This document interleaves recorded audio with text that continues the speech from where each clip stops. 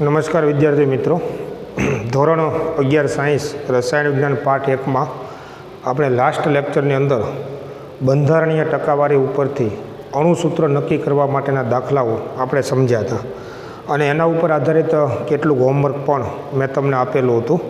તમે આ બધા દાખલાઓની ગણતરી પણ કરી છે અને એના જવાબો મેળવ્યા છે. આજે આપણે એક નવા મુદ્દાને સમજીશું અને એ છે સમીકરણ સમતોલન વિધિ. જોકે તમે ધોરણ 9ની અંદર આ પ્રકારની બાબત સમજ્યા છો કે કોઈ પણ રાસાયણિક પ્રક્રિયા જ્યારે આપણે કરતા હોઈએ ત્યારે પ્રક્રિયામાં જે ઘટકો વપરાય છે, જે ઘટકોનું પ્રમાણ પ્રક્રિયા દરમિયાન વપરાઈ જાય છે, ઓછું થઈ જાય છે, તેને આપણે પ્રક્રિયક તરીકે ઓળખીએ છીએ. અને પ્રક્રિયા દરમિયાન જે ઘટકોનું નિર્માણ થાય છે, ઉત્પન્ન થાય છે, નવા પદાર્થો જે બને છે એને આપણે નિપજો તરીકે આપણે ઓળખીએ છીએ. કોઈ પણ રાસાયણિક પ્રક્રિયામાં ભાગ લેતા જે પ્રક્રિયકો છે અને પ્રક્રિયાના અંતે ઉત્પન્ન થતી જે નિપજો છે એ બંને ઘટકોમાં જે ઘટક તત્વોના જે બધા પરમાણુઓ છે એની સંખ્યા સમાન હોવી જોઈએ. અને જો આ બધા તત્વોના પરમાણુની સંખ્યા સમાન હોય તો તેને સમીકરણ સમતુલિત છે તેવું કહેવામાં આવે.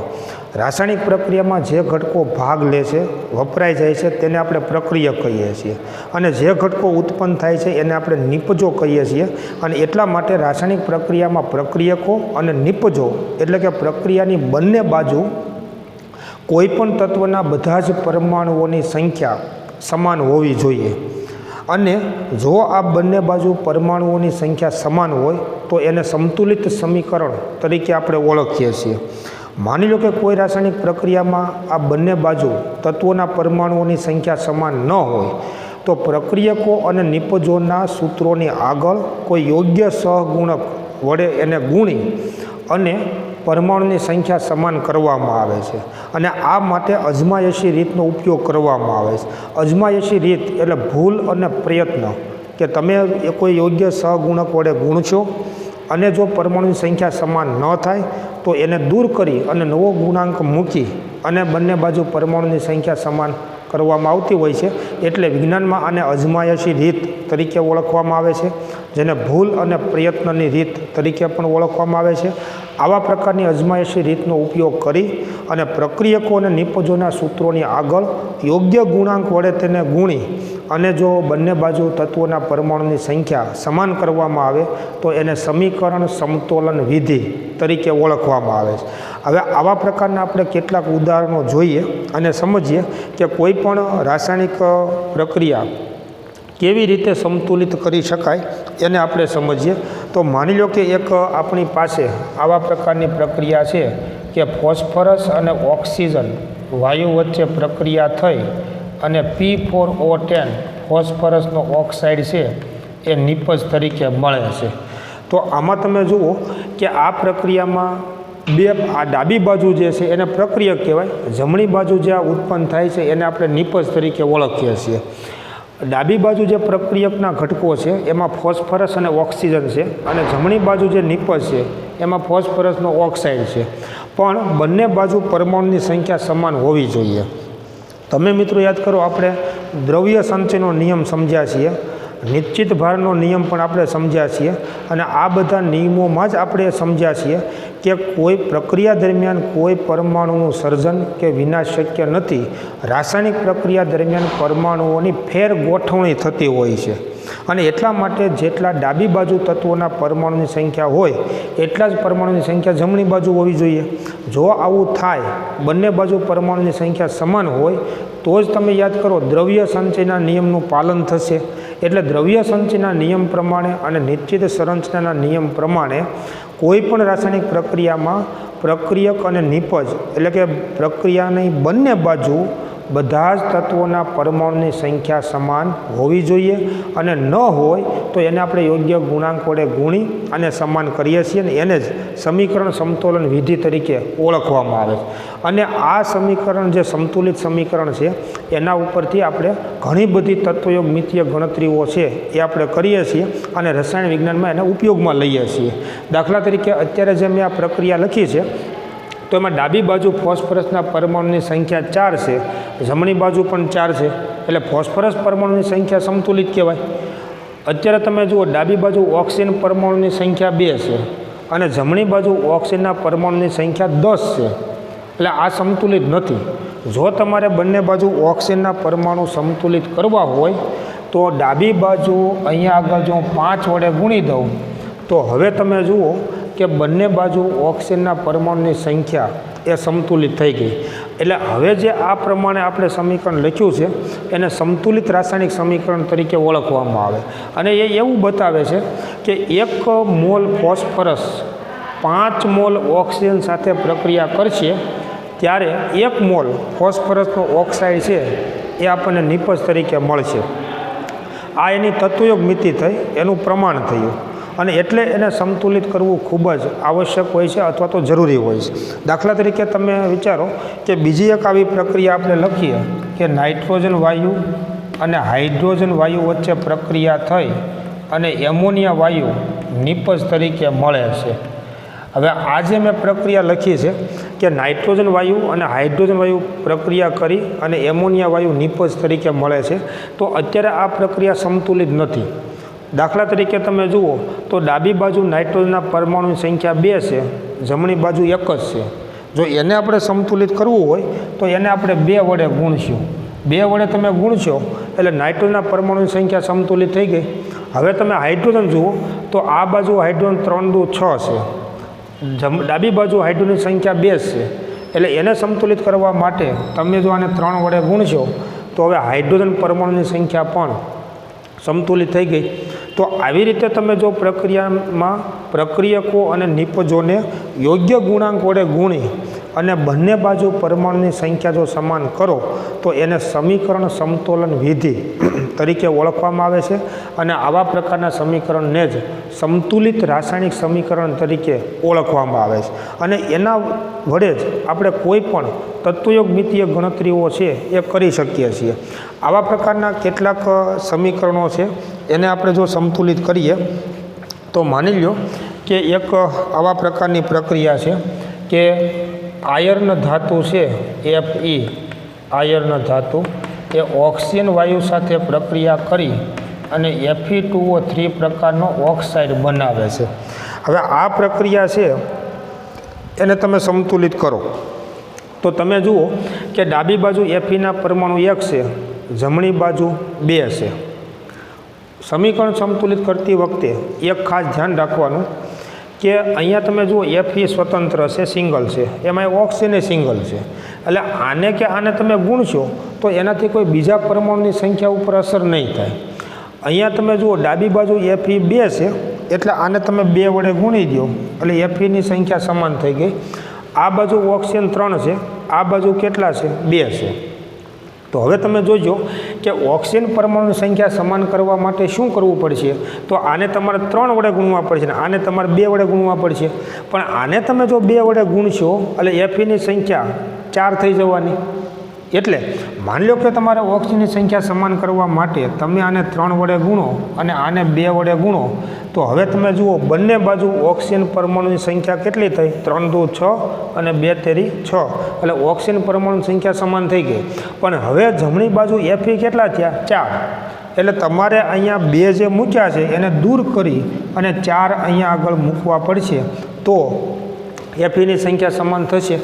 તો આવી રીતે સમીકરણ છે એને સંતુલિત કરવામાં આવે છે યોગ્ય ગુણાંક વડે ગુણી અને એને અજમાયશી રીત તરીકે ઓળખવામાં આવે છે. ભૂલ અને પ્રયત્ન. અત્યારે અગાઉ તમે માનો કાંઈ 2 મૂક્યા હતા તો એ નહીં ચાલે, એને દૂર કરી અને 4 વડે તમે ગુણશો તો Feના પરમાણુની સંખ્યા સમાન થઈ જશે. ત્યાર પછી એક પ્રક્રિયા તમે જુઓ તો માની લો કે આવી એક પ્રક્રિયા છે કે મેગ્નેશિયમ ઓક્સિજન વાયુ સાથે પ્રક્રિયા કરી અને MgO મેગ્નેશિયમ ઓક્સાઇડ બનાવે છે. તો ડાબી બાજુ મેગ્નેશિયમ પરમાણુ સંખ્યા 1 છે, જમણી બાજુ 1 છે, અહીંયા ઓક્સિજન પરમાણુ 2 છે, અહીંયા 1 જ છે. તો આને તમે 2 વડે ગુણો એટલે ઓક્સિજન પરમાણુની સંખ્યા સમાન થઈ ગઈ. તો હવે મેગ્નેશિયમ કેટલા થયા 2, તો આને 2 વડે ગુણશો તો હવે મેગ્નેશિયમ પરમાણુની સંખ્યા પણ સમાન થઈ ગઈ. અથવા માની લો કે આપણે આમ ન કરવું હોય તો આપણી પાસે જે આ સમીકરણ હતું Mg plus oxygen gives MgO, આ જે સમીકરણ છે એમાં મેં તમને અગાઉ કીધું તે પ્રમાણે અત્યારે જે આ તત્વયોગ મિતીય ગુણાંક છે એ મોલના સંદર્ભમાં વિચારીએ છીએ. આ એવું બતાવે છે કે 1 મોલ મેગ્નેશિયમ 1 મોલ ઓક્સિજન વાયુ સાથે પ્રક્રિયા કરીને 1 મોલ મેગ્નેશિયમ ઓક્સાઇડ બનાવે છે, પણ આ સમતુલિત નથી. અત્યારે તમે જુઓ, ડાબી બાજુ મેગ્નેશિયમ પરમાણુ 1 મોલ છે, જમણી બાજુ મેગ્નેશિયમ 1 જ મોલ છે. ડાબી બાજુ ઓક્સિજનનો અણુ 1 મોલ છે, એટલે પરમાણુ 2 મોલ થયા. બરોબર સમજો. ઓક્સિજનનો અણુ 1 મોલ છે તો ઓક્સિજનના પરમાણુ 2 મોલ થયા. આ જમણી બાજુ ઓક્સિજનના પરમાણુ 1 જ મોલ છે, તો જમણી બાજુ ઓક્સિજનનો પરમાણુ 1 મોલ છે, ડાબી બાજુ ઓક્સિજનના પરમાણુ 2 મોલ છે. આને તમારે જો ઓક્સિજનના પરમાણુ 1 મોલ કરવા હોય તો 2 વડે ભાગી દો, એટલે આને તમે જો 2 વડે ભાગશો તો પણ સમીકરણ સમતુલિત થઈ ગયું કહેવાય. વિચારો બરાબર કે 1 મોલ મેગ્નેશિયમ 1 મોલ મેગ્નેશિયમ, અહીંયા જુઓ 1 મોલ ઓક્સિજન અણુ છે, તો ઓક્સિજનના પરમાણુ તમે ખાલી O2 લખશો આમ O2, તો 1 મોલ ઓક્સિજન અણુ એટલે 2 મોલ ઓક્સિજનના પરમાણુ થયા. અને 2 મોલ ઓક્સિજનના પરમાણુ છે ને 2 વડે ભાગશો એટલે 1 મોલ ઓક્સિજન પરમાણુ થયા. અને અહીંયા જમણી બાજુ પણ 1 જ મોલ ઓક્સિજન પરમાણુ છે. એટલે હંમેશા તમે આપણે શું કરીએ, તમે જુઓ આ બેનો ગુણાકાર કરીએ છીએ. આ જે તત્વયોગ મિતીય ગુણાંક છે તે અને પરમાણુની સંખ્યા દર્શાવતો જે આ અંક છે, આ બંનેનો આપણે શું કરીએ છીએ, ગુણાકાર કરીએ. સમજો 5 દુ 10, 3 દુ 6, 3 દુ 6, અહીં 1 ગુણ્યા 2 એટલે 2. એમ અહીંયા આગળ તમે જુઓ કે 1/2 ગુણ્યા 2 કરો, 1/2 ગુણાકારમાં 2 એટલે 1 થશે. તો ડાબી બાજુ ઓક્સિજનના પરમાણુ 1 મોલ થયા, જમણી બાજુ ઓક્સિજનના પરમાણુ 1 મોલ તો છે જ. તમે આમ લખો સમીકરણ સમતુલિત કે આમ લખો, એ વાત સમાન થઈ. અને આવી રીતે અપૂર્ણાંક પણ સહગુણક તરીકે હોઈ શકે હોય, અને એવું લખવાની રીત ખરી.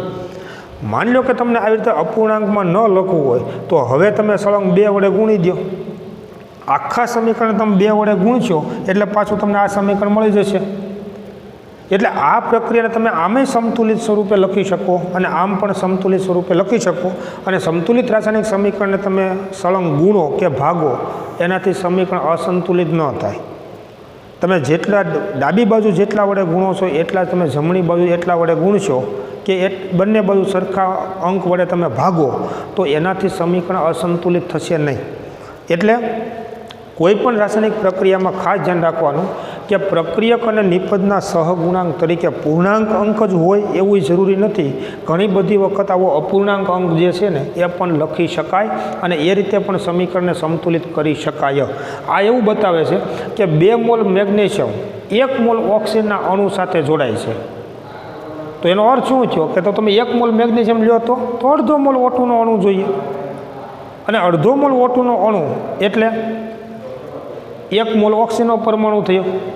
જો અણુ અને પરમાણુ તમે સમજી ગયા હોય તો બંને રીતે સમીકરણ જે છે એને આપણે સંતુલિત કરી શકીએ છીએ. ત્યાર પછી એક પ્રક્રિયા તમે જુઓ કે માની લો કે એક આવા પ્રકારની પ્રક્રિયા છે કે Fe2SO4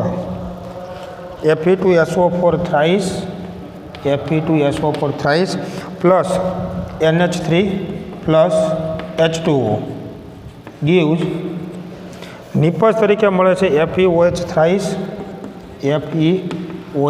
થ્રાઇસ અને પ્લસ NH4 ટ્વાઇસ SO4 હવે અત્યારે જે મેં આ પ્રક્રિયા લખી છે આ સમતુલિત નથી અને એને આપણે સમતુલિત કરવાની છે, અને એટલા માટેની યોગ્ય સહગુણક વડે આપણે ગુણવાના છે. હું આ જે મેં લખ્યું છે એમાં ને એમાં સમતુલિત કરું છું. તમારે ફરી વખત પ્રક્રિયા નીચે લખી અને સમતુલિત અવસ્થામાં લખવાની, કેમ કે આમાં તમે જો સંતુલિત કરશો તો અસંતુલિત પ્રક્રિયા કેવી છે એનો તમને ખ્યાલ નહીં રહે. એટલે અત્યારે માનો કે આ પ્રક્રિયા મેં લખી છે એને સંતુલિત કરવા માટે યોગ્ય સહગુણક વડે ગુણવા પડશે, પણ તમારે નીચે એને ફરી વખત લખવી પડે. હું અત્યારે આમાં યોગ્ય સહગુણક વડે ગુણી અને પ્રક્રિયાને સંતુલિત કરું છું. અત્યારે તમે જુઓ કે આ પ્રક્રિયામાં ઘણા બધા તત્વો છે. આયર્ન છે, સલ્ફર છે, ઓક્સિજન છે, નાઇટ્રોજન છે, હાઇડ્રોજન છે, આ બધા તત્વો છે અને બધા જ તત્વો ડાબી બાજુ અને જમણી બાજુ સરખા હોવા જોઈએ. કોઈ પણ પ્રક્રિયા સંતુલિત કરો ત્યારે એક બે વસ્તુ ધ્યાનમાં રાખવાની. સામાન્ય રીતે સૌ પ્રથમ ધાતુ તત્વોનું બેલેન્સ કરવાનું અને પ્રક્રિયકની ડાબી બાજુ અને જમણી બાજુ ધાતુ તત્વોને સૌ પ્રથમ સંતુલિત કરવાના. અધાતુ તત્વો છે એમાંય ખાસ કરીને ઓક્સિજન અને હાઇડ્રોજન એને સૌથી છેલ્લે સંતુલિત કરવાના.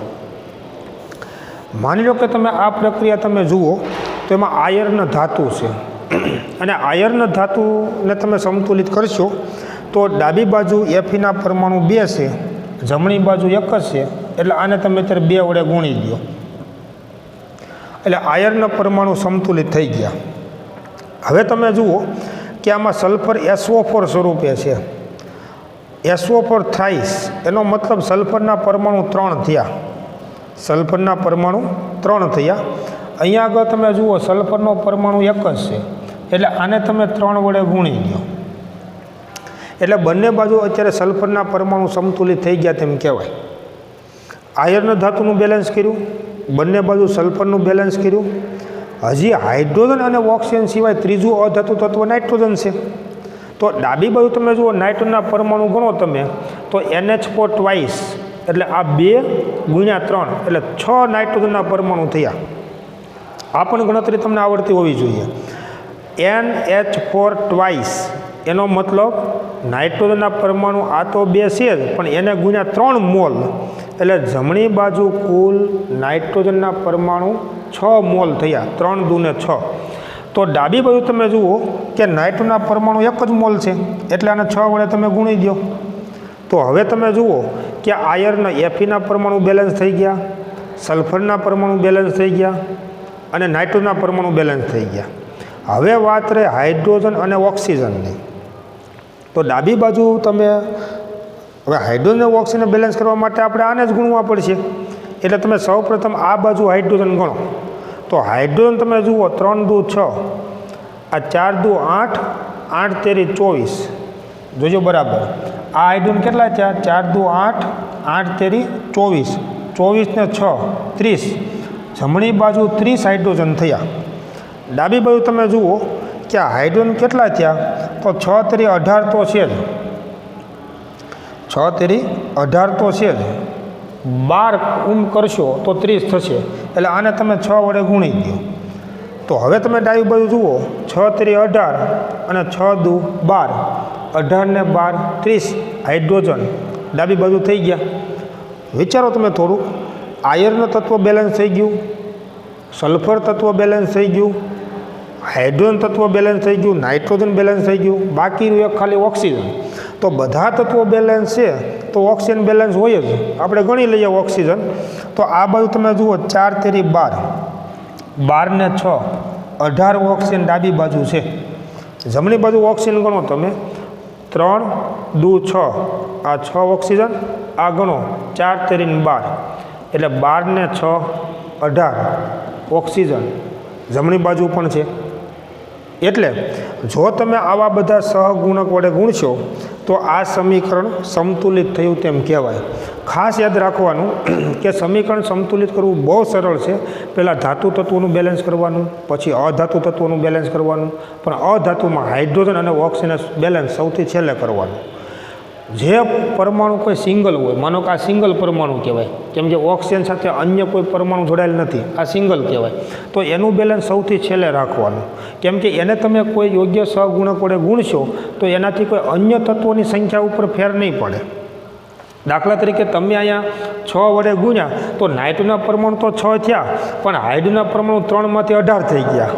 શું કામ? કે નાઇટ્રોજન જે હાઇડ્રોજન સાથે જોડાયેલો છે એટલે ખાસ કરીને કોઈ પણ પ્રક્રિયામાં જે સિંગલ પરમાણુ હોય કે જે તત્વનો અણુ હોય, માની લો કે આ તત્વના જે અણુ છે એને સૌથી છેલ્લે ગુણવાનું, કારણ કે એને કોઈ યોગ્ય સહગુણક વડે ગુણવાથી અન્ય તત્વોના પરમાણુની સંખ્યા ઉપર કોઈ ફેર પડશે નહીં. આવું જ્યારે આપણે સમીકરણ સમતુલિત કરતા હોઈએ ત્યારે કેટલીક આવી બાબતો જો આપણે ધ્યાનમાં રાખીએ તો ખૂબ સરળતાથી સમીકરણ છે એ સમતુલિત થઈ શકે છે. ત્યાર પછી એક પ્રક્રિયા છે, એનું આપણે સંતુલન કરીએ તો માની લો કે એક આવા પ્રકારની પ્રક્રિયા આપેલી છે. H3PO3 gives H3PO4 અને પ્લસ PH3. જો આ બધા જે સંયોજનો છે એ બધાના નામ પણ હોય છે. જ્યારે આપણે એને ભણશું ત્યારે એના નામ, એના બંધારણીય સૂત્રો આ બધું શીખીશું. એટલે અત્યારે નામ સાથે કોઈ મહત્ત્વ નથી. અત્યારે તો સમીકરણમાં પરમાણુની સંખ્યા આપણે સમાન કરીએ છીએ. દાખલા તરીકે H3PO3 તમે લગભગ ધોરણ 10માં શીખ્યા પણ હશો કે એને ફોસ્ફરસ એસિડ તરીકે ઓળખવામાં આવે, અને H3PO4 એને ફોસ્ફોરિક એસિડ કહેવામાં આવે. PH3 એટલે એને ફોસ્ફિન કહેવામાં આવે. આવા બધા નામ હોય છે, પણ જો ખ્યાલ હોય તો ઠીક છે, નહીંતર હજી જ્યારે આપણે એનો અભ્યાસ કરીશું અકાર્બનિક રસાયણ વિજ્ઞાનનો, ત્યારે આ બધા જ સંયોજનોના સૂત્રોના નામ અને એના બંધારણીય સૂત્રો પણ આપણે શીખીશું. અહીંયા તમને જુઓ કે તમને ખ્યાલ આવશે કે ફોસ્ફરસ, હાઇડ્રોજન અને ઓક્સિજન 3 તત્વો જોડાયેલા છે. તો સ્વાભાવિકપણે આપણને પ્રશ્ન થાય કેવી રીતે જોડાયેલા છે, અને એને તમે ધ્યાનમાં લો તો એનું બંધારણીય સૂત્ર કહેવાય. પણ એમાં અત્યારે આપણે પડવાનું નથી. અત્યારે આપણે ડાબી બાજુ અને જમણી બાજુ પરમાણુની સંખ્યા સંતુલિત કરવા માટે આપણે શીખીએ છીએ. 3 પ્રકારના તત્વો છે, હાઇડ્રોજન, ઓક્સિજન અને ફોસ્ફરસ.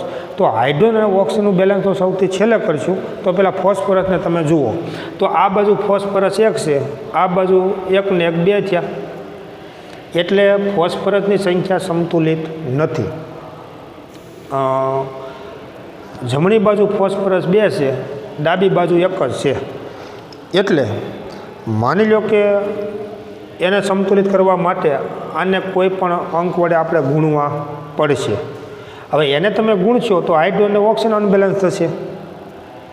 તો હવે માની લો કે તમે આ બાજુ હાઇડ્રોજન જુઓ કેટલા છે, 3, આ બાજુ 3 ને 3 6 છે. એટલે આને તમે જો 2 વડે ગુણશો તો તમે જુઓ ફોસ્ફરસ એ બેલેન્સ થઈ જશે અને હાઇડ્રોજન એ બેલેન્સ થઈ જશે. વિચારી શકો છો બરાબર? જો તમે આને 2 વડે ગુણશો તો હાઇડ્રોજન અને ફોસ્ફરસ બેલેન્સ થઈ જશે. પરંતુ તમે જુઓ આ બાજુ ઓક્સિજન 3 છે, આ બાજુ ઓક્સિજન 4 છે. દાખલા તરીકે તમે બરાબર વિચારો કે તમે જો આને 2 વડે ગુણશો તો 2 તત્વો તો બેલેન્સ થઈ ગયા, હાઇડ્રોજન અને ફોસ્ફરસ.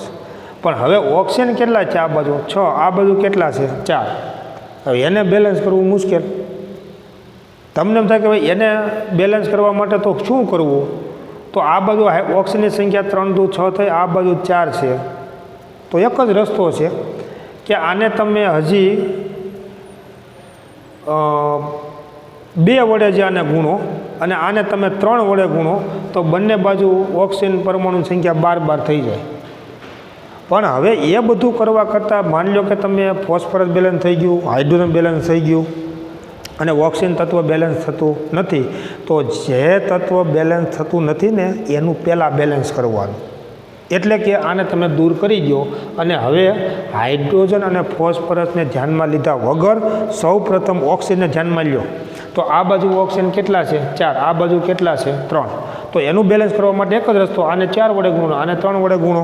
જો આને આપણે 4 વડે ગુણીશું અને આને આપણે 3 વડે ગુણીએ તો જરાક જોઈજો ઓક્સિજન બેલેન્સ થઈ ગયો.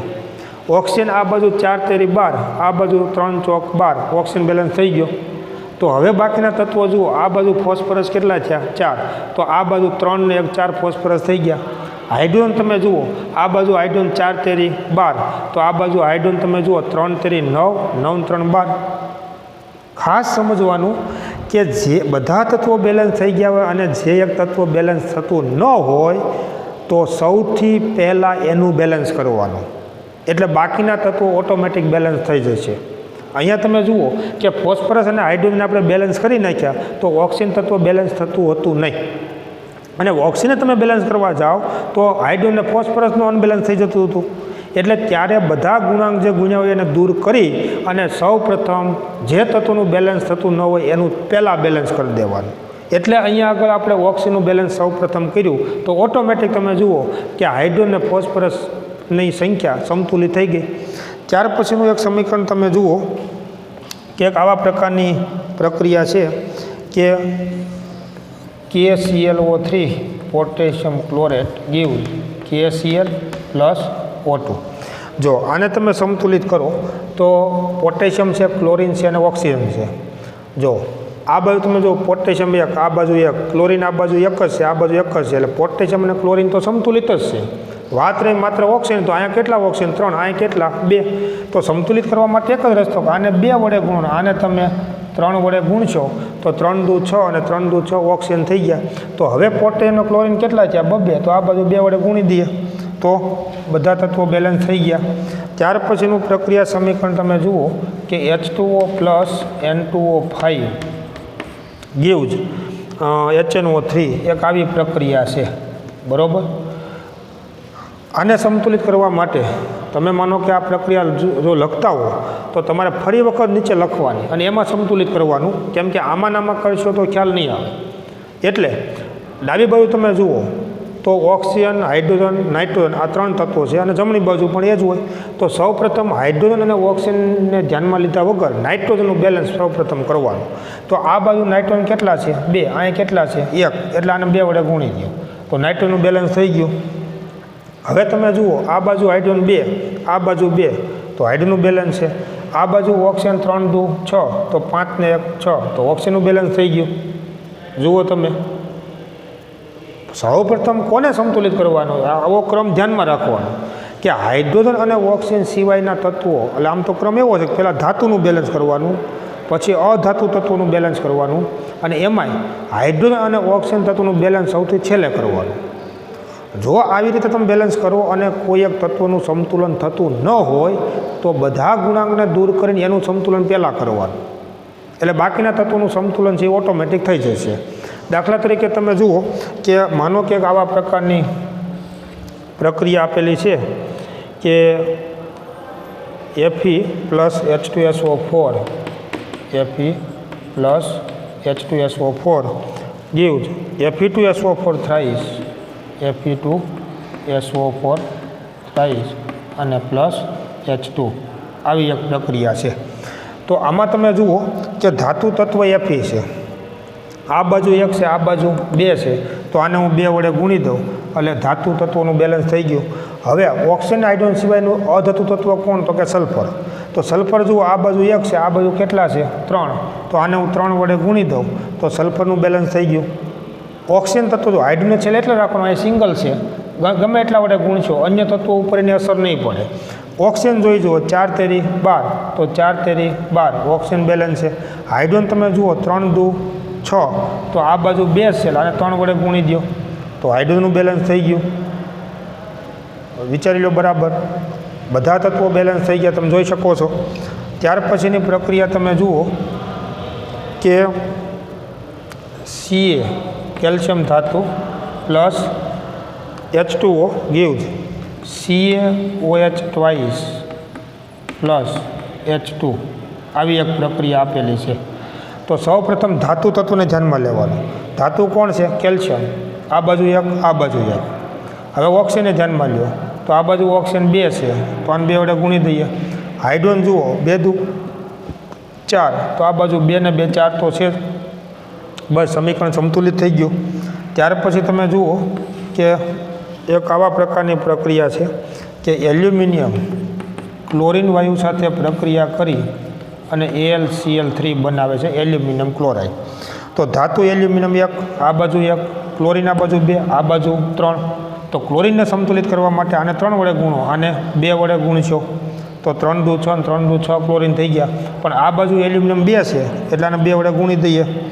ત્યાર પછીની પ્રક્રિયા તમે જુઓ કે C6H6 plus O2 gives CO2 plus H2O. જો 10મા ધોરણમાં મિત્રો તમે સમજ્યા છો કે C6H6 એટલે બેન્ઝીન. બેન્ઝીન છે એ કાર્બનિક પદાર્થ છે અને કોઈ પણ કાર્બનિક પદાર્થ ઓક્સિજન સાથે સંયોજાય એને દહન પ્રક્રિયા કહેવાય અને ત્યારે હંમેશા નિપજ તરીકે CO2 અને H2O હંમેશા નિપજ તરીકે મળે. આને સંતુલિત કરવા માટે ઓક્સિજન અને હાઇડ્રોજનનું સંતુલન સૌથી છેલ્લે કરવાનું. તો એ સિવાયનું અધાતુ તત્વ કાર્બન છે. તો આ બાજુ કાર્બન પરમાણુ સંખ્યા કેટલી? 6. તો આને 6 વડે ગુણી દો એટલે કાર્બન પરમાણુ સંતુલિત થઈ ગયા. ઓક્સિજનને છેલ્લે રાખવાનું કેમ કે અહીંયા સિંગલ ઓક્સિજનનું અણુ છે. હાઇડ્રોજન જુઓ આ બાજુ 6 તો અહીંયા 3 વડે ગુણી દો એટલે હાઇડ્રોજનનું સંતુલન થઈ ગયું. હવે આ બાજુ ઓક્સિજન ગણો 6 દુ 12, 12 ને 3 15. તો અહીંયા જુઓ O2નો અણુ 1 મોલ છે પણ ઓક્સિજનના પરમાણુ 2 મોલ થાય. આ બાજુ 15 ઓક્સિજનના પરમાણુ છે અને આ બાજુ તમારે 15 મોલ ઓક્સિજનના જો પરમાણુ કરવા હોય તો 15 ભાગ્યા 2 વડે ગુણવા પડે. 15 ભાગ્યા 2 ગુણ્યા 2 કરો એટલે 15 મોલ ઓક્સિજનના પરમાણુ થઈ ગયા. એટલે કે 15 ભાગ્યા 2 એમ લખો તોય ભલે અથવા 7.5 એમ લખો તોય ભલે, વાત બધી સમાન છે. આવી રીતે અપૂર્ણાંક લખી શકાય. તો અત્યારે તમે જુઓ કે આ સમીકરણ સંતુલિત કહી શકાય. માની લો કે એક પ્રક્રિયા આવા પ્રકારની છે CaCl2 calcium chloride plus K3PO4 potassium phosphate નિપજ તરીકે Ca3PO4 twice Ca3PO4 twice plus KCl. આવા પ્રકારની એક પ્રક્રિયા આપેલી છે, તમે જોઈ શકો છો. હવે આમાં તમે જુઓ કેલ્શિયમ ધાતુ છે, પોટેશિયમ ધાતુ છે, અધાતુ તરીકે ક્લોરિન, ફોસ્ફરસ અને ઓક્સિજન છે. તો સૌપ્રથમ તમે કેલ્શિયમ ધાતુને ધ્યાનમાં લો તો આ બાજુ કેલ્શિયમ કેટલા છે? 2. અહીં કેટલા છે? સોરી કેલ્શિયમ 1 છે, અહીં કેટલા છે? 3. તો આને તમે 3 વડે ગુણી દો એટલે કેલ્શિયમ ધાતુનું બેલેન્સ થઈ ગયું. હવે પોટેશિયમ ધાતુનું બેલેન્સ કરો તો આ બાજુ 3 છે પોટેશિયમ, આ બાજુ 1 જ છે. તો આને તમે જો 3 વડે ગુણશો એટલે પોટેશિયમ ધાતુનું બેલેન્સ થઈ ગયું. પણ અહીંયા આગળ પોટેશિયમ સાથે કોણ જોડાયેલું છે? ક્લોરિન. એ 3 થયા, અહીં કેટલા થયા? 6. જોઈ જુઓ ક્લોરિન અહીં કેટલા થયા? 6. તો ખરેખર આને 6 વડે ગુણવા પડશે એટલે ક્લોરિનનું બેલેન્સ થઈ ગયું. તો હવે પોટેશિયમ આ બધું કેટલા થયા? 6. એટલે આને તમે 2 વડે ગુણી દો એટલે પોટેશિયમ ધાતુનું બેલેન્સ થઈ ગયું. પણ હવે તમે ફોસ્ફરસને જુઓ તો આ બાજુ ફોસ્ફરસના પરમાણુ 2 મોલ અને અહીંયા ઓલરેડી 2 મોલ છે જ. તો કેલ્શિયમ બેલેન્સ થઈ ગયું, પોટેશિયમ બેલેન્સ થઈ ગયું, ફોસ્ફરસ તત્વ બેલેન્સ થઈ ગયું. તો ઓક્સિજન બેલેન્સ હોય જ. ગણી લો ઓક્સિજન 4 દુ 8 અને 4 દુ 8. તો આવી રીતે કોઈ પણ પ્રક્રિયા છે એને સંતુલિત કરી શકાય. ત્યાર પછીની પ્રક્રિયા તમે જુઓ તો માની લો કે આવા પ્રકારની પ્રક્રિયા આપી છે કે C25H52 plus O2 gives CO2 plus H2O. હવે C25H52 અને પેરાફિન કહેવામાં આવે. હવે આ પણ એક કાર્બનિક પદાર્થ છે પેરાફિન, બરાબર આવશે આપણે આગળ ઉપર ભણવામાં. કાર્બનિક પદાર્થ છે, ઓક્સિજન સાથે પ્રક્રિયા કરશે તો હંમેશા નિપજ તરીકે CO2 અને H2O બનશે. કાર્બનની સંખ્યા આ બાજુ 25 છે તો સ્વાભાવિક છે કે આને આપણે 25 વડે ગુણવા પડશે 25. તો કાર્બનની સંખ્યા સંતુલિત થઈ ગઈ.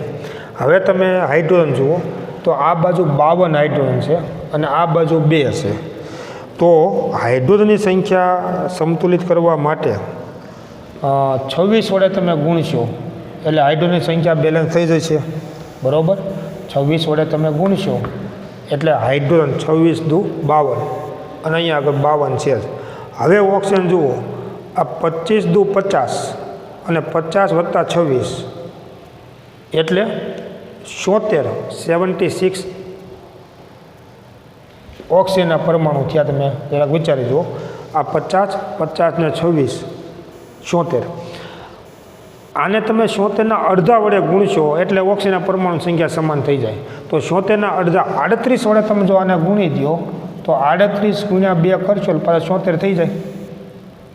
તો અત્યારે તમે જુઓ કે આ પ્રક્રિયા છે એ સમતુલિત કહી શકાય. ત્યાર પછી તમે જુઓ કે એક પ્રક્રિયા આવા પ્રકારની આપી છે કે N2H4 plus H2O2 gives N2H4 plus H2O2 gives N2 plus H2O. N2 plus H2O. હવે આ પ્રક્રિયાને સંતુલિત કરવા માટે નાઇટ્રોજન તમે જુઓ કે આ બાજુ કેટલા છે 2, જમણી બાજુ કેટલા છે 2, તો એ સંતુલિત કહેવાય. બરાબર. હાઇડ્રોજન તમે જુઓ આ બાજુ 2 દુ 4, 4 ને 2 6, તો અહીંયા તો 2 છે હાઇડ્રોજન, એટલે હાઇડ્રોજન સંતુલિત નથી. બરાબર. 4 ને 2 6, તો સ્વાભાવિક છે કે આપણે એને 6 હાઇડ્રોજન છે તો તમે આને 3 વડે જો ગુણો તો હાઇડ્રોજન તો સંતુલિત થઈ ગયા. પણ તો હવે ઓક્સિજન જે છે એ સંતુલિત નથી થતા. આ બાજુ ઓક્સિજન 2 છે ને આ બાજુ 1 જ છે, સોરી 3 ત્યાં આવે. એનો મતલબ ઓક્સિજન સંતુલિત થતા નથી. તો માની લો કે આને આપણે 2 વડે ગુણીએ તો ઓક્સિજન 2 દુ 4, આને તમે 4 વડે ગુણો તો ઓક્સિજન 4. પણ હવે હાઇડ્રોજન જુઓ, આ 4 ને 4 8, તો 4 દુ 8. નાઇટ્રોજન તો આ બાજુ 2, તો આ બાજુ 2. સમીકરણ સંતુલિત થઈ ગયું. વિચારી શકો છો તમે? ખ્યાલ આવ્યો? 2 નાઇટ્રોજનના પરમાણુ 2, હાઇડ્રોજન જુઓ આ 4, 4 ને 4 8, તો 4 દુ 8. ઓક્સિજનના પરમાણુ જુઓ 2 દુ 4, તો 1 ગુણ્યા 4 એટલે 4. તો આવી રીતે પ્રક્રિયાને સંતુલિત કરી શકાય. ત્યાર પછી તમે જુઓ કે એક આવી પ્રક્રિયા આપી છે કે NH3 plus O2 gives NH3 plus O2 gives N2 plus H2O. N2 plus H2O. હવે જુઓ તો આ બાજુ નાઇટ્રોજનના પરમાણુ 2 છે, અહીંયા 1 જ છે, તો આને આપણે 2 વડે ગુણી દઈએ તો નાઇટ્રોજનના પરમાણુ બેલેન્સ થઈ ગયા. હાઇડ્રોજન કેટલા 3 દુ 6, તો આને તમે 3 વડે ગુણો તો હાઇડ્રોજનના પરમાણુ બેલેન્સ થઈ ગયા. હવે ઓક્સિજન આ બાજુ કેટલા છે 3, આ બાજુ ઓક્સિજનના પરમાણુ 2 છે, એટલે જમણી બાજુ 3 મોલ ઓક્સિજન પરમાણુ છે, તો ડાબી બાજુ તમારે 3 મોલ ઓક્સિજનના પરમાણુ કરવાના છે. તો આને તમે 3/2 વડે ગુણી દો તો 3/2 ગુણ્યા 2 કરો એટલે 3 મોલ. તો 3/2 વડે તમે ગુણો અથવા 1.5 લખો, વાત સમાન છે. તો અત્યારે આ સમીકરણ સંતુલિત જ કહેવાય, બેલેન્સ કહેવાય. પણ માની લો કે તમને આવું અપૂર્ણાંક આપણે નથી રાખવો, પૂર્ણાંક લાવવો તો સળંગ 2 વડે ગુણી દો. અને સળંગ તમે જો આને 2 વડે ગુણી દો તો સમીકરણ તમે આમ લખી શકો 4 mall NH3 plus 3 mall O2, 2 mall N2 અને પ્લસ 6 મોલ H2O. સળંગ તમે જો 2 વડે ગુણશો તો તમે પ્રક્રિયા આમે લખી શકો. અને આ રીતે પણ સંતુલિત છે. તમે જોઈ શકો છો કે આ બાજુ નાઇટ્રોજનના પરમાણુ 4, તો અહીંયા 4, હાઇડ્રોજન 4 તેરી 12, તો 6 દુ 12, ઓક્સિજનના પરમાણુ 3 દુ 6, તો આ 6. આમ લખો કે આમ લખો એ વાત સમાન છે. પણ અહીંયા શીખવાની મારે સમજાવવાની વાત એ હું કરું છું કે કોઈ તત્વને અપૂર્ણાંક વડે ગુણવા પડે તો પણ મૂંઝાવાની જરૂર નથી. એવા પ્રકારની રીત ખરી, ગુણી શકાય. બરાબર. ત્યાર પછી તમે એક પ્રક્રિયા તમે જુઓ કે માની લો કે એક આવા પ્રકારની પ્રક્રિયા આપેલી છે N2 PbS plus O2, PbS plus O2 gives PbO plus SO2. એક આવા પ્રકારની પ્રક્રિયા છે. તો આ પ્રક્રિયા તમે સંતુલિત કરશો તો તમે જુઓ ધાતુ તત્વ તરીકે લેડ છે Pb, તો આ બાજુ Pb 1 છે, આ બાજુ 1 જ છે. આ બાજુ સલ્ફર 1 છે, તો આ બાજુ 1 જ છે. વાત રહી માત્ર ઓક્સિજન, તો ઓક્સિજનના પરમાણુ આ બાજુ કેટલા છે 2 ને 1 3, તો અહીંયા 2 છે. તો આને તમને મેં કીધું એમ તો 3/2 વડે ગુણી દો. તો 3/2 વડે તમે જો ગુણશો તો ઓક્સિજનના પરમાણુ સંતુલિત થઈ ગયા. ગણો 3/2 ગુણ્યા 2 એટલે 3 મોલ ઓક્સિજનના પરમાણુ, તો આ બાજુ 3 મોલ તો છે જ.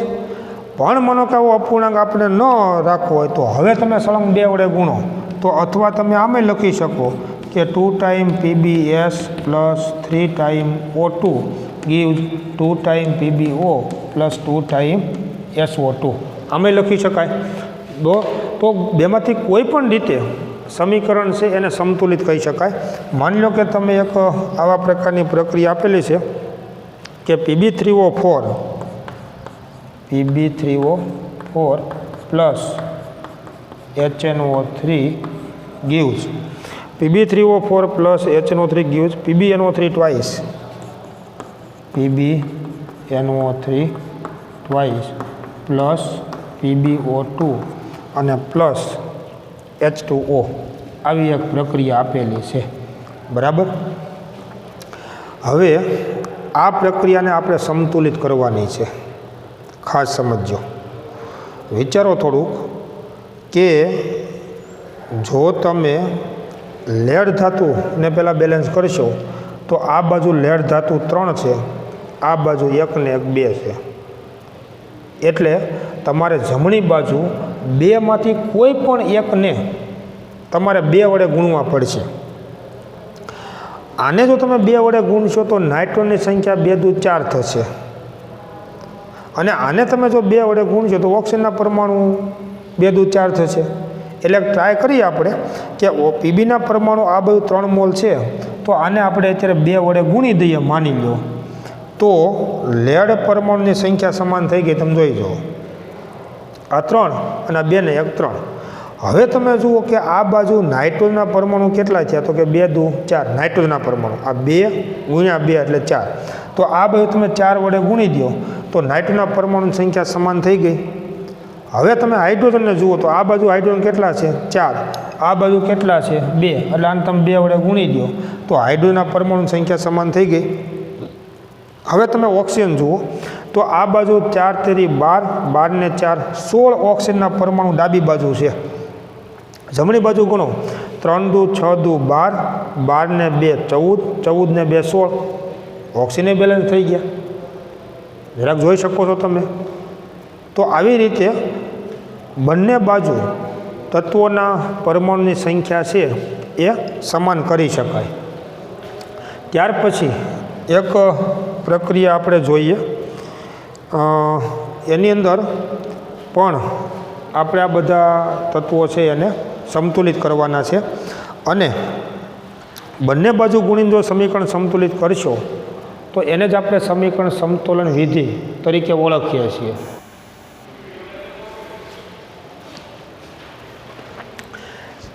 ત્યાર પછીની પ્રક્રિયા તમે જુઓ મિત્રો કે એક આવા પ્રકારની પ્રક્રિયા આપેલી છે અને એને આપણે સંતુલિત કરશું।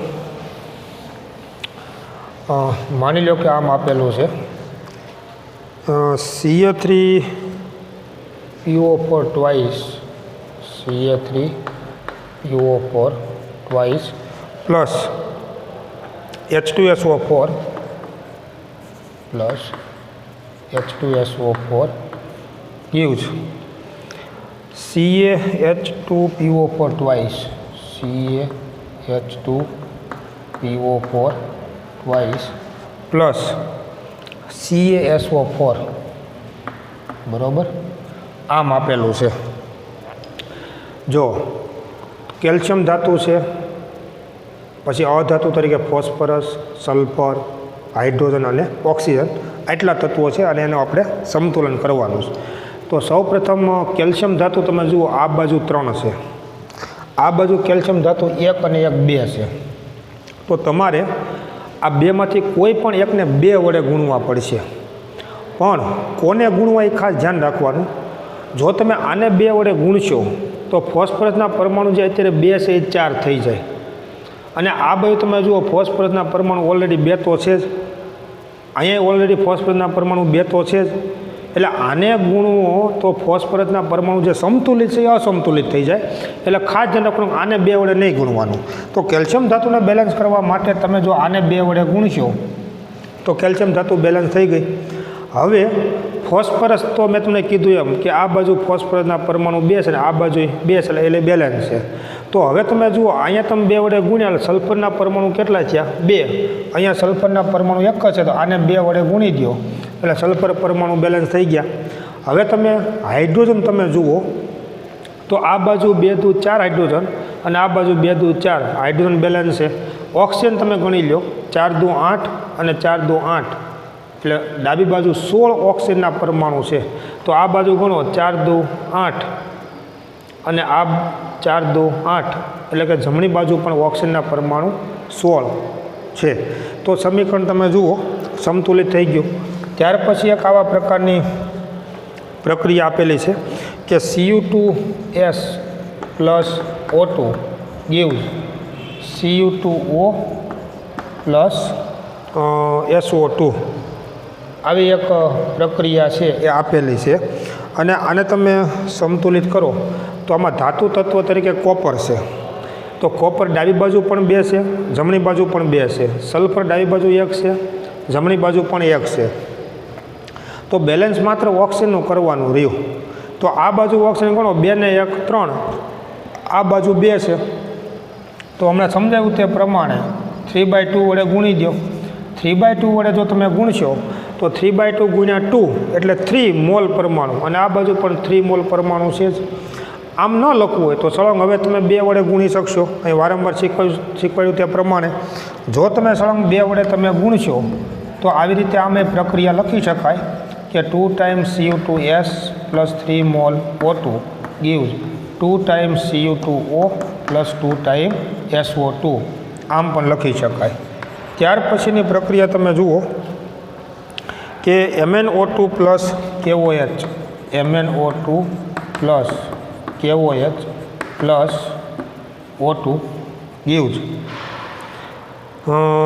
નિપજ તરીકે K2MnO4, K2MnO4 અને પ્લસ H2O.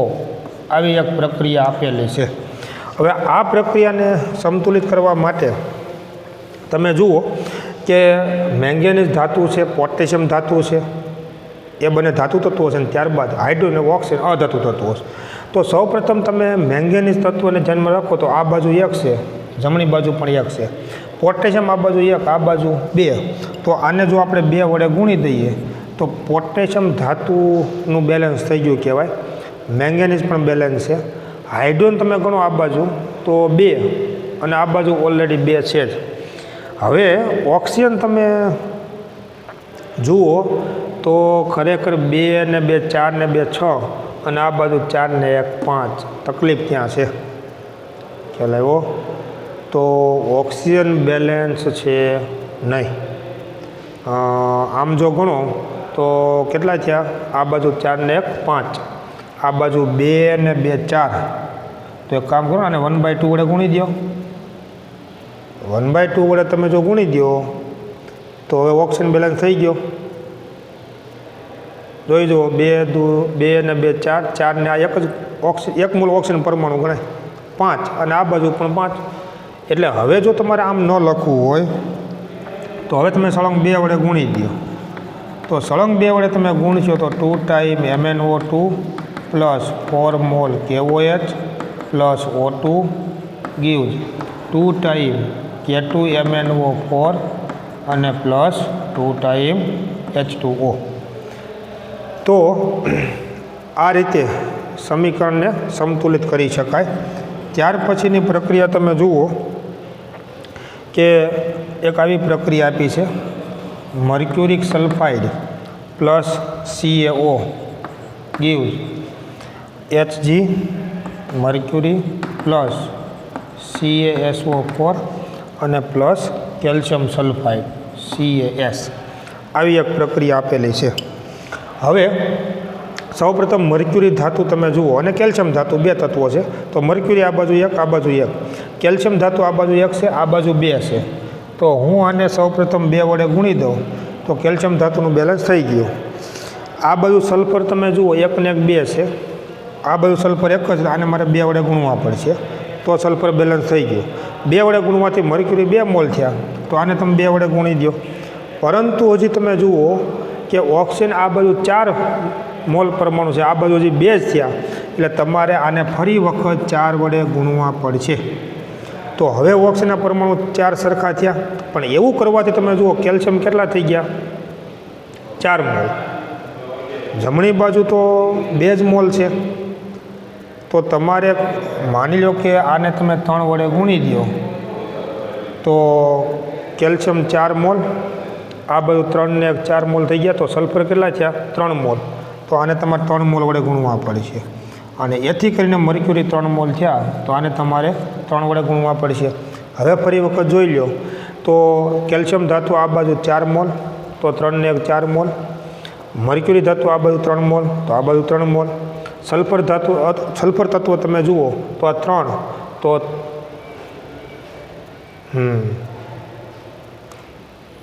અહીંયા ભૂલ થઈ પાછી.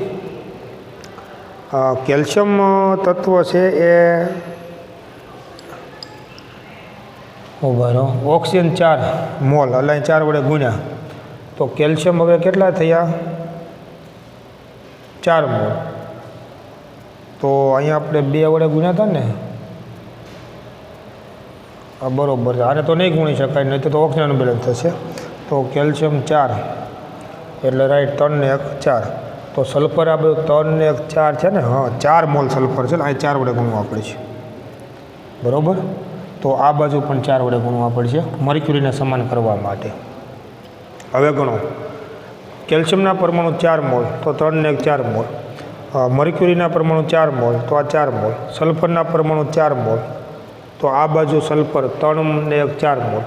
ઓક્સિજન છે 4, ઓકે, બેલેન્સ થઈ ગયું. તો આવી રીતે આ પ્રક્રિયા છે એને સંતુલિત કરી શકાય.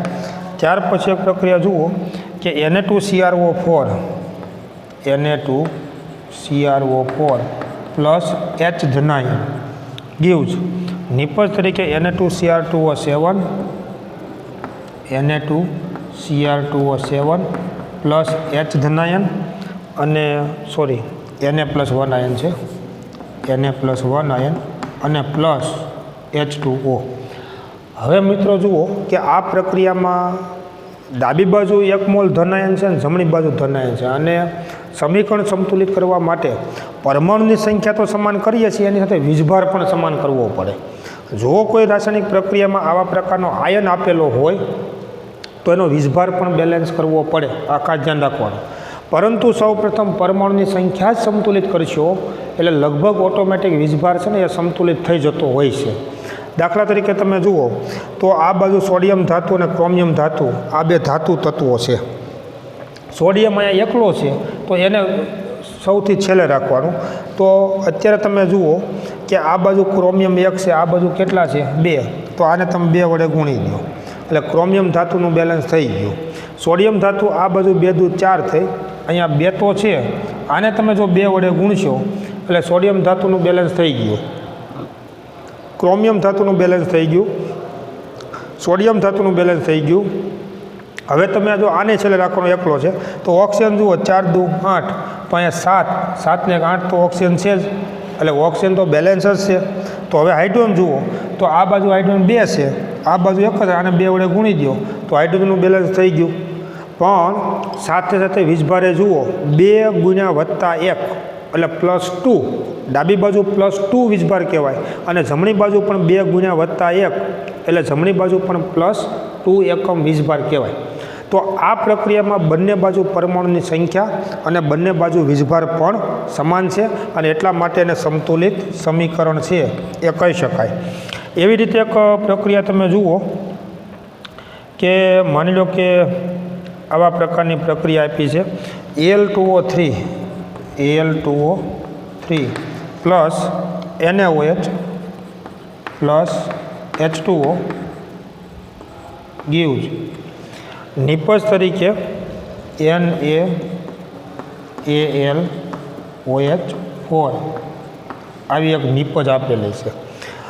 હવે અહીંયા આગળ મિત્રો તમે જુઓ તો આ બધા પ્રક્રિયા છે, આ નિપજ છે, પણ નિપજ છે ને એ સંકીર્ણ સંયોજન કહેવાય. આ ચોરસ બ્રેકેટમાં લખેલું હોય, ઇંગ્લિશમાં એને કોમ્પ્લેક્સ કમ્પાઉન્ડ કહેવામાં આવે. કોને કહેવાય સંકીર્ણ સંયોજન? એમાં અત્યારે આપણે પડવાનું નથી, પણ ચોરસ બ્રેકેટમાં જો આ ભાગ લખેલો હોય તો આને સંકીર્ણ આયન કહેવાય અને એના ઋણિજભારને તટસ્થ કરવા માટે સોડિયમ આયન ધાતુ આયન તરીકે જોડાયેલું હોય. એ એક સંયોજનો છે અને એના ઘણા બધા એવા સંયોજનો, એનો આખો અભ્યાસ એક 12 સાયન્સમાં આપણે ભણીશું. પણ કદાચ જો તમને ખબર હોય તો આવું સૂત્ર તમે ધોરણ 10માં એલ્યુમિનિયમ ધાતુના ઉત્પાદનની જે હોલ હેરાઉલ્ટ પ્રવિધિ તમે જે સમજ્યા છો એની અંદર તમે આ સૂત્ર લખેલું હોય, સોડિયમ એલ્યુમિનેટ, બરાબર. પણ ચોરસ બ્રેકેટમાં શું કામ લખીએ છીએ અને એનો આખો શું ભાવાર્થ છે એને આપણે આગળ ઉપર જ્યારે આવશે ત્યારે સમજીશું. અત્યારે આપણે એને બેલેન્સ કરવાનું છે. તો પહેલાં ધાતુ તત્વને બેલેન્સ કરો તો આ બાજુ તમે જુઓ એલ્યુમિનિયમ ધાતુ 2 છે, અહીંયા 1 જ છે, તો અત્યારે તમે 2 વડે ગુણી દો એટલે એલ્યુમિનિયમ ધાતુ બેલેન્સ થઈ ગઈ. એવું કરવાથી આ બાજુ સોડિયમ ધાતુ 2 છે, આ બાજુ 1 છે, તો આને તમે 2 વડે ગુણી દો. હવે તમે આ બાજુ ઓક્સિજન જુઓ તો 3, 3 ને 2 5, 5 ને 1 6, આ બાજુ 4 દુ 8 ઓક્સિજન છે. ઓક્સિજન બેલેન્સ નથી. ઉપરાંત તમે જુઓ તો હાઇડ્રોજન સામે પણ 8 છે, આ બાજુ 2 અને 2 4 જ છે. એટલે ખરેખર તમે જો આને 2 વડે ગુણી દો તો ઓક્સિજન 8 છે ને સામે, તો આ બધું 3, 3 ને 2 5 ને 2 7, એટલે 8 કરવા માટે 3 વડે ગુણી દો તો 3 ને 2 5 ને 3 8. હાઇડ્રોજન તમે જુઓ 3 દુ 6, 6 ને 2 8, અને આ બધું 4 દુ 8. હાઇડ્રોજન તો છે જ. જુઓ તમે ફરીવાર જુઓ, એલ્યુમિનિયમના પરમાણુ 2 મોલ, તો આ બાજુ 2 મોલ. સોડિયમના પરમાણુ 2 મોલ, તો આ બાજુ 2 મોલ. આ બાજુ ઓક્સિજન, આ બાજુ ગણો 4 દુ 8 મોલ ઓક્સિજનના પરમાણુ છે, તો આ બાજુ ગણો 3, 3 ને 2 5, 5 ને 3 8. હાઇડ્રોજન તમે જુઓ 4 દુ 8 મોલ, તો આ બાજુ ગણો 3 દુ 6 મોલ, 6 ને 2 8 મોલ હાઇડ્રોજનના પરમાણુ છે. તો આ સમીકરણ છે એ સમતુલિત કહેવાય. તો આવા પ્રકારના મિત્રો જ્યારે કોઈ પ્રક્રિયાઓ તમને આપવામાં આવી હોય તો પ્રક્રિયક અને નિપજની આગળ આવા યોગ્ય સહગુણકો વડે ગુણી અને સમીકરણને સમતુલિત કરવાની જે રીત છે એને સમીકરણ સમતોલન વિધિ તરીકે ઓળખવામાં આવે છે. 9મા ધોરણમાં તમે શીખ્યા છો. અત્યારે ફરી વખત કેમ સમીકરણને સમતુલિત કરવું એ મેં તમને સમજાવ્યું. ખાસ પરમાણુની સંખ્યા ગણવામાં ક્યારેય ભૂલ ન થાય એ જ ખાસ ધ્યાન રાખવાનું હોય છે. અને જો તમે એ અણુસૂત્ર અને અણુ અને પરમાણુને જો વિગતવાર સમજ્યા હો તો જ તમે અણુસૂત્રમાં રહેલા પરમાણુની સંખ્યા ગણવામાં ભૂલ કરશો નહીં. તો તમે સમીકરણ આસાનીથી સમતુલિત કરી શકો. આવી આપણે અવારનવાર જરૂર પડતી હોય છે અને એ ટેકનિકનો ઉપયોગ કરી અને સમીકરણ છે એને સમતુલિત કરતા હોઈએ છીએ. હવે ત્યાર પછીનો જે મુદ્દો આપણે બુકમાં સમજવાનો છે એ છે સીમિત પ્રક્રિયક, લિમિટિંગ રિએજન્ટ. ખૂબ અગત્યનો મુદ્દો છે, એ આપણે સમજીશું, પણ એની વાત આપણે આવતા નેક્સ્ટ લેક્ચરની અંદર જોઈશું. Thank you very much.